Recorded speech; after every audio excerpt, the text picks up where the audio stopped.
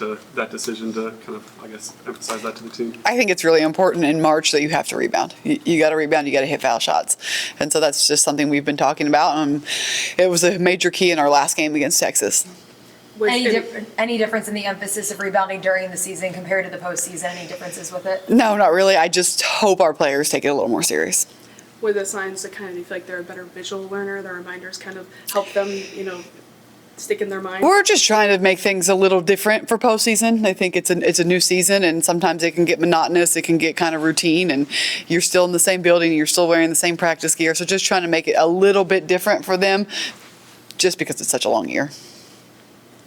You said last week before you went up, you liked what the energy and what you felt on the practice floor. Do you like the carryover you've seen of that since this past weekend? We only had one day. We were okay yesterday. We were a little tired, a little sluggish. So we actually kind of just chopped practice down after seeing what they looked like. So hopefully today is better.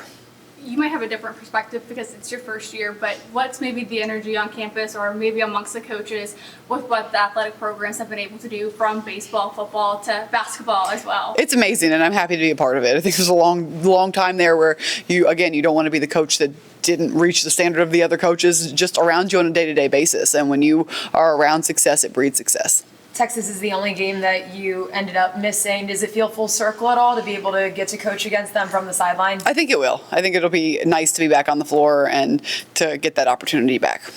Obviously, Texas is a much better rebounding team that you're going to face this weekend, but just the way that your team attacked the glass last weekend, do you feel like they made the strides you wanted them to? Just how do you kind of feel like they are going into this matchup? I mean, the work's never done. I do think we rebounded well last week. It's a new week. It's a bigger opponent. It's a more physical opponent, and we just have to continue to do that focused effort. And there have been some games this year where I have questioned, are we capable? Are we capable of rebounding with this team? And watching the Texas game was one of them. So just making sure that we have a focused effort with a sense of urgency on the boards.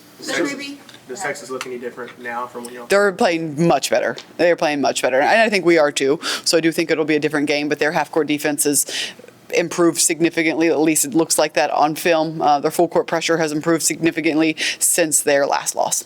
Advantage or disadvantage, or either to playing a common opponent, somebody you've already played this year? Kind of neutral. It's a little bit of motivation for us because we didn't win the first time, but sometimes it's nice to play someone new. You said on the first day in Columbus last week you had a tough time putting a pulse on whether the team wanted to be the underdog or if they wanted to feel pressure, just how to motivate them. Do you feel like you learned a little bit more in that respect after last weekend? It doesn't really matter now. Now we're 100% the underdog, and that's what we're going with. There were maybe moments in the game against Ohio State where it felt like they took their foot off the gas. How important is it that moment where maybe they're peeking at the scoreboard does not happen? You guys say that. You guys think we took our foot off the gas. I don't think we did. I just think that was a really good opponent, and that was bound to happen. There have been games where we have taken our foot off the gas, but I think that was a game where they just hit us, and we didn't blink. We didn't seem phased whatsoever. Nobody in our program knew it was a 16-0 run. I'll tell you that. That's how locked in and focused we were. We just played right through it, and they were bound to go on a run because they play similar to how we do, and I think I was incredibly proud of our response. Why were they able to keep the focus then in those moments? I think they're locked in. They're playing together as a team. Our huddles were tight. We had a lot of high fives. We had a lot of great energy, and to see that when we were getting hit was a big step for this program. It's a step that we needed. In the first few practices of the year, just anything that stood out that they could make it to this point to be a Sweet 16 team? Yeah, I think from the very beginning of meeting this team, their mindset was a hungry mindset. And maybe we lost that somewhere along the way, but I think we have it back. And, as a coach, you can't sit here and think, okay, we got it. Let's check that box. Let's pat ourselves on the back. We have to continue to motivate. We have to continue to stay locked in. We have to continue to play the underdog card and play as hard as we can in our next game. How has the way that you motivate them changed throughout the season? I don't necessarily know that it has. I think that towards the back half of our regular season play, maybe we lost our motivation a little bit, and something that I'll have to dig in and do a deep dive when I evaluate the season once it's over about kind of where we went wrong there. But I think the energy and effort level of practice is substantially different than it was 3 weeks ago. I know last year you would have liked to make a deeper run than you did, but coaching players that have NCAA tournament experience already, does that kind of change how you've approached this tournament run? Yeah, I think so. I think when you're at a mid-major, your ceiling is your ceiling, and it's usually you're going to get waxed in the first round. And so it's really nice to be a part of a program that, your ceiling is a lot higher than that.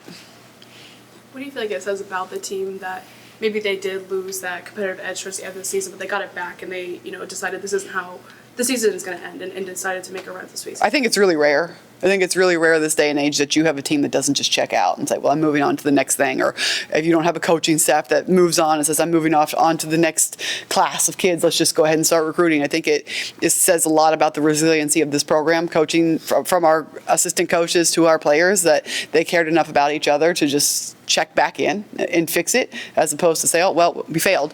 And they figured it out. And I thought we looked really good our last two games. I'm happy we're going to the Sweet 16.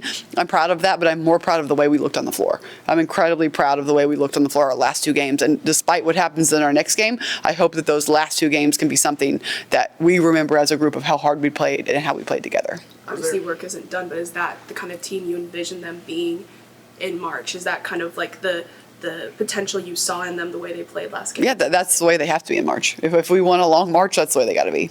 Was there a moment you felt that switch flip? You said you felt them check back in. Do you feel like that was one moment or just kind of? No, it was prolonged during our 13 days of practice that we had, and we worked on it and we got it back. And when they hit the road, they were incredibly focused, and our shoot-arounds were phenomenal. Our energy in practice was great, and so it just was a build-up.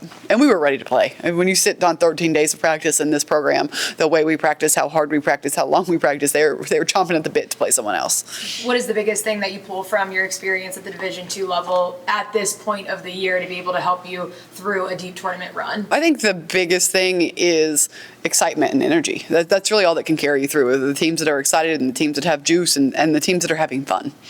The teams that still maintain having fun at this point in time of the year. It's something I've always tried to do with our teams, and I think we're doing a pretty good job at it. But again, let's see how we go in practice today. We have a couple days before we play. These practices are not always the greatest when there's not a game within the next couple days. Is this why you let them wear whatever shoes they want? I don't even remember telling them that. They could have made it up for all I know. But at some point in time, I guess they asked me that question and I said, sure, and then here we are. Will they be taking advantage of that creativity? I'm sure they will be. I'm sure they will be. I don't think all of them will, but I'm sure that we'll have a handful of them that will. I feel like Z's been on a pretty steady trajectory the last half of the season, but the last game against Ohio State, just her aggressiveness offensively to be hunting her spots and not settling for maybe longer jumpers or a three. Just how would you describe her evolution in that aspect of really, be aggressive with her chances offensively? Yeah, I think it's big. And again, I think her shot selection has gotten much improved, so her efficiency is better. And I think when she's efficient, she's playing well. But I think that what I've been most proud of her of the last two games is what such a good teammate she was. She was a great teammate. You saw on film, we clipped it up, we showed on film. She went out of her way to give people high fives. She got frustrated for a second and then went out of her way to give people high fives. She's running to pick people up off the floor. And when you're in a tough environment on the road, which all of ours will be from here on out, you need to be a good teammate. He mentioned that sometimes that happens like in their tight huddles they have. How much are you seeing that self-belief or like reset happen in those huddles during the game? Yeah, I mean, again, just our last two games, and it's such a small body of work, but it's our postseason body of work, so it's what matters now. They've been great, and we clipped those up, we showed those, they talked about them, they laughed about them, and hopefully it's something they can see themselves doing on film, where we are in a tight huddle, and maybe our opponent isn't in a huddle at all, and we freeze frame that, and we show that, and that matters. Those add up to points. Is that something you've always done to kind of show it wasn't necessarily a basketball play, but it was something important from that aspect? Yeah, and we'll do it early on, early on before we even play a game. We'll clip up body language, sportsmanship, how to be a good teammate. We'll clip it up in practice. Do you grade it? Why is that such a Do you thing? grade it? Like, how do you know, like, if it's a good one, bad one? No, we just talk about it. We show it. I mean, the film sometimes does lie on that. Sometimes players figure out how to fake body language and they're saying something bad that the camera doesn't pick up. You do have some of that, but you can usually tell when the energy is good on film. Why is that something that you've kind of picked up as a coach that you see as really important? Because I don't know how many coaches put that kind of emphasis on that. Why do you think that's something you picked up on? I don't know if it translates to the men's game at all, but when you're coaching females, you need your sister. You need somebody right there next to you when you make a mistake.